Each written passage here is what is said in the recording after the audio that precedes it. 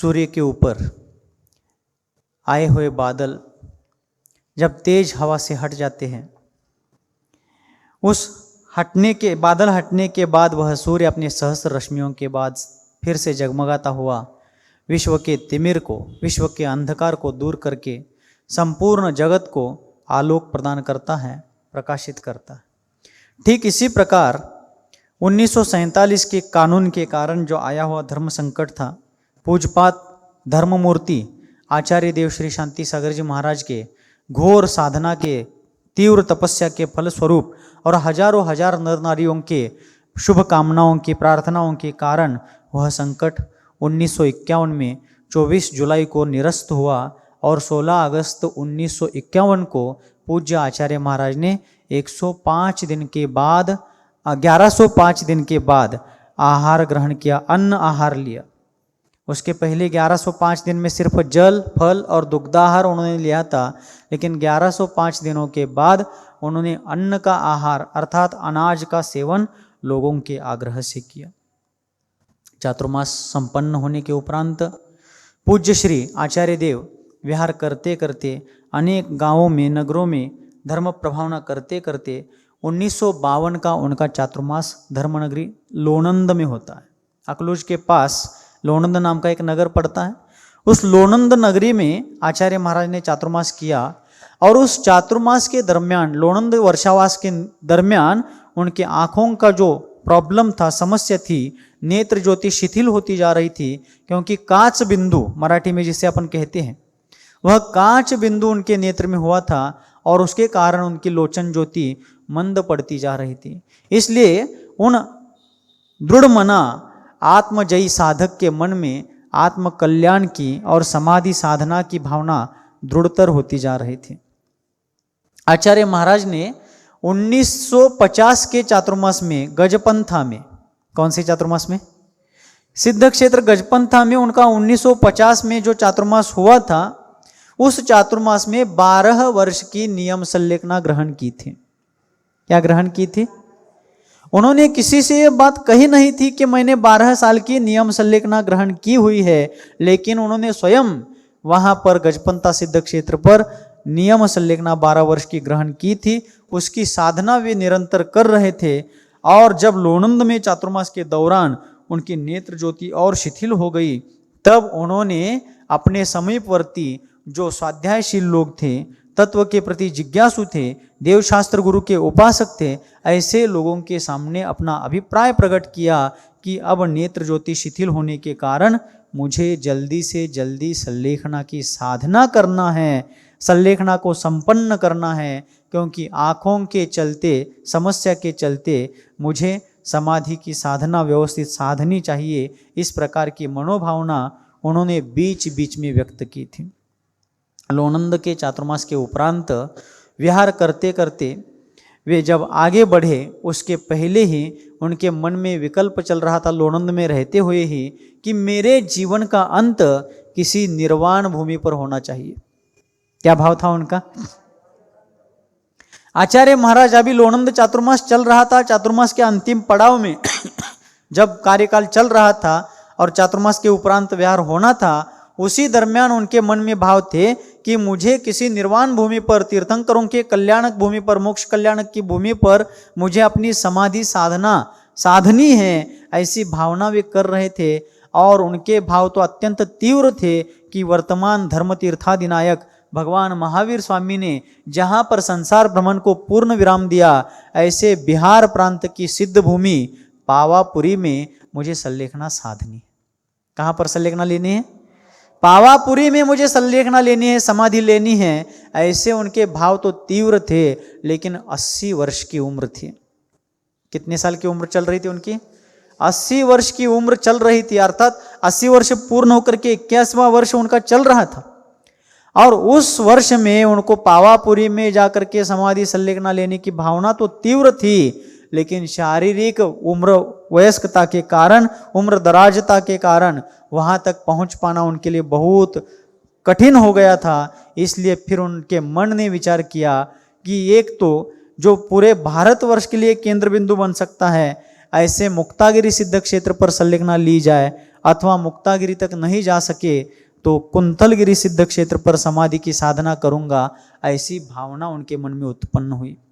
और फिर लोणंद चातुर्मास के बाद दहीगांव आदि तीर्थ क्षेत्रों का दर्शन करते करते आचार्य महाराज 1953 के चातुर्मास के लिए सिद्ध क्षेत्र कुंतलगिरी पर पहुंच गए। आचार्य भगवान कलिकाल सर्वज्ञ कुंद कुंद देव ने एक जगह पर कहा है आदहिदम कादव्वम। क्या कहा उन्होंने? आदहिदम कादव्वम, अर्थात जो भाग्यवान भव्यात्मा है उसको सबसे पहले आत्म कल्याण कर लेना चाहिए।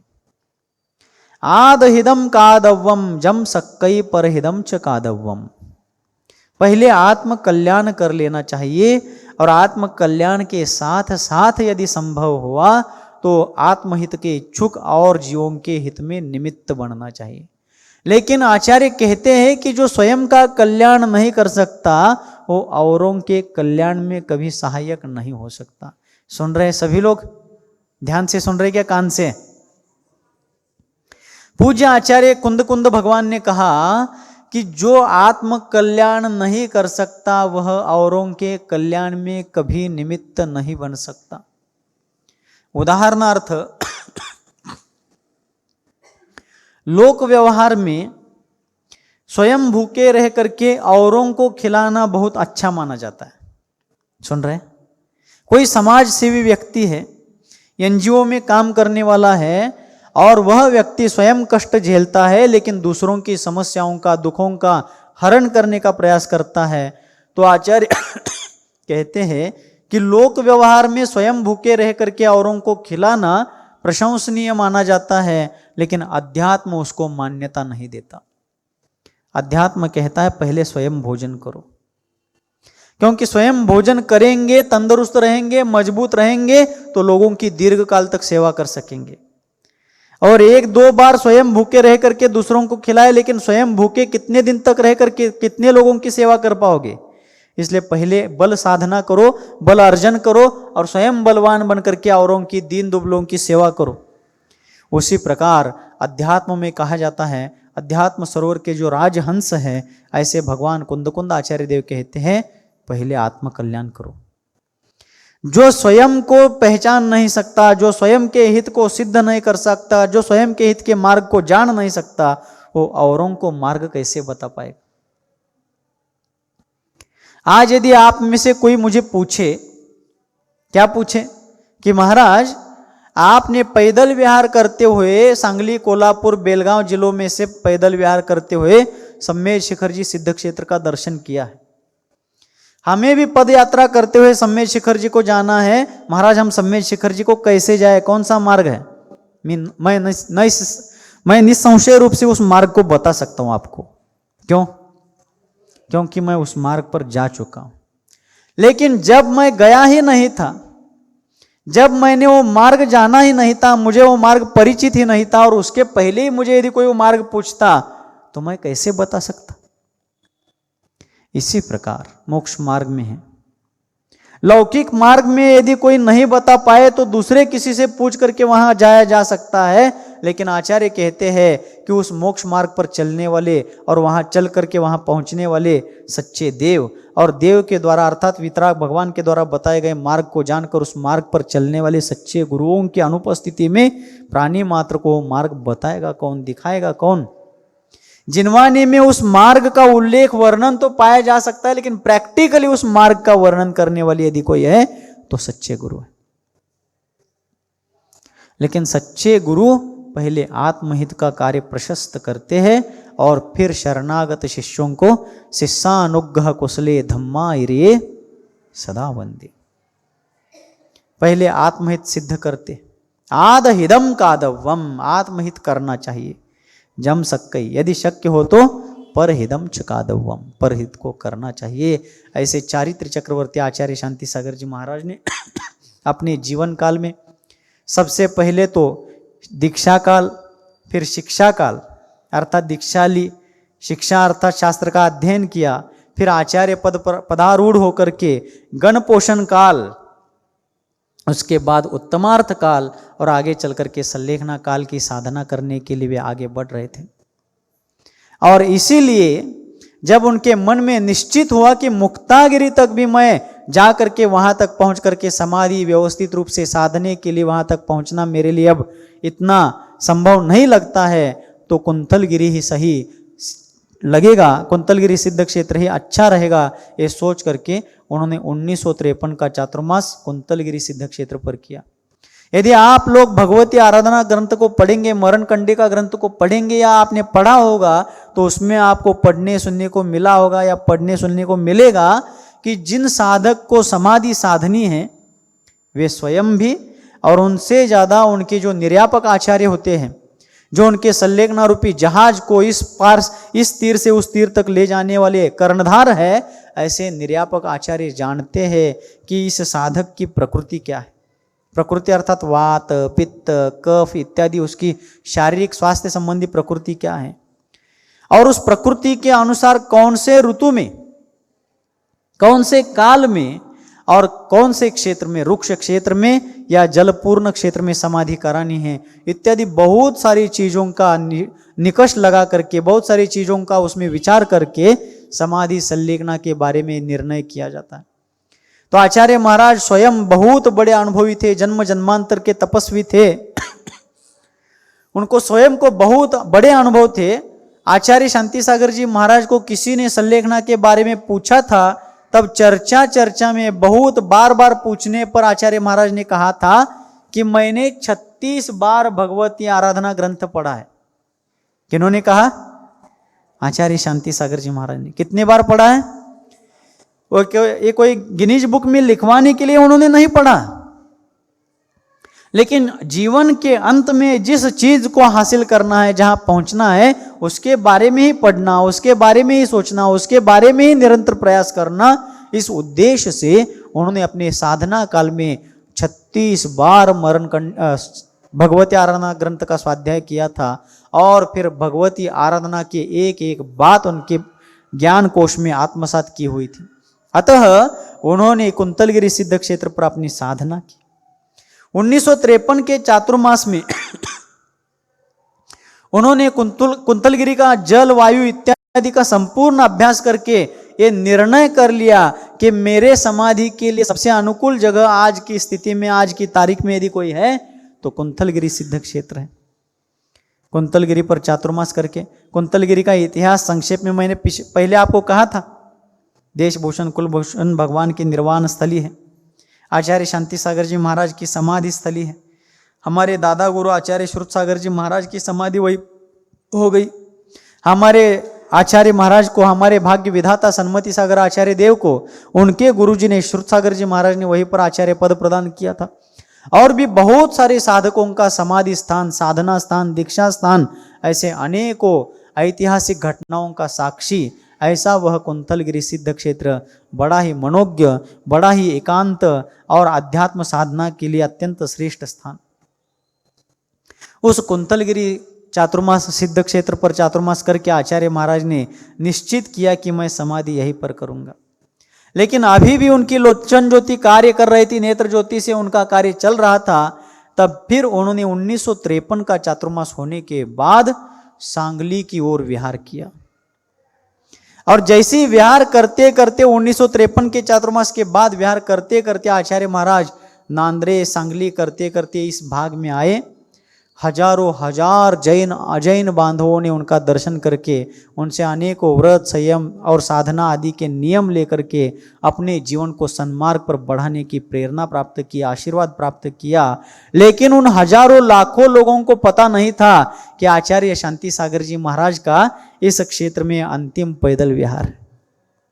किसी ने कल्पना नहीं की थी कि जिनका दर्शन करने के लिए आज हजारों लोगों का हुजूम उमड़ रहा है, आज लाखों लोग जिनके दर्शन करके अपने आंखों को तृप्त कर ले रहे हैं, ऐसे इन सभी लोगों को उनके पद विहार में सम्मिलित होने का यह अंतिम अवसर है। इसके बाद इस क्षेत्र में उनका विहार नहीं होगा, ये किसी ने कल्पना तक नहीं की थी। विहार करते करते पूज्य श्री शेड़बाल पहुंच गए, जहां 40 साल पहले आचार्य महाराज के ही आशीर्वाद से शेड़बाल में शांति सागर अनाथ आश्रम की स्थापना हुई थी। जिन छोटे छोटे बच्चों को, जिनके माता पिता का छत्र नष्ट हो गया है, छीन लिया गया है कर्म के द्वारा, ऐसे बच्चों को पढ़ा लिखा करके सुसंस्कृतित और सुशिक्षित करने के लिए आचार्य महाराज की ही प्रेरणा से वहाँ पर उन बच्चों के लिए एक छात्रावास बनाया गया था और लोगों ने अंतः प्रेरणा से आचार्य महाराज का ही नाम वहाँ पर दिया था। वहाँ पर आचार्य महाराज का आगमन हो गया और वहीं पर उनके ही शिष्य पूज्य मुनिवर श्री वर्धमान सागर जी महाराज विराजमान थे। कहाँ?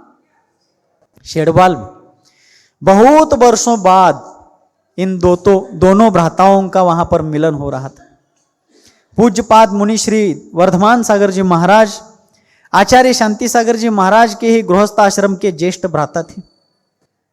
आचार्य महाराज 4 भाई थे। वे लोग कौन कौन? देवगौंडा, आदिगौंडा, सातगौंडा और कुमगौंडा, और एक बहन थी कृष्णाबाई। ये 5 लोग थे संतान अपने माता पिता के, सत्यवती और भीमगौंडा के 5 संतान। उसमें मुनि श्री वर्धमान सागर जी महाराज ने उम्र के 76वें वर्ष में 1938 में आचार्य महाराज से मुनि दीक्षा ग्रहण की थी। और आज बहुत सालों बाद, अनेक वर्षों बाद, अपने आराध्य देवता, अपने जीवन में जिन्होंने इस छोटे भाई को बाल्यावस्था में, किशोरावस्था में अपने साथ लेकर के बाल क्रीड़ा की थी, जो आज छोटा भाई तो था नाते रिश्ते से, लेकिन जो आज संपूर्ण विश्व का बंधु बन गया था, जो आज वर्धमान सागर जी महाराज आचार्य महाराज के दर्शन कर रहे थे, वे ही वर्धमान सागर जी महाराज जिनको कंधों पर लेकर के बचपन में जिन्होंने खिलाया पिलाया था, आज उन्हीं सातगौंडा ने जिन शासन के भार को अपने कंधों पर लिया था। ऐसे दोनों भ्राताओं का मिलन बहुत सालों बाद वहां पर हुआ। कहाँ? शेड़वाल में।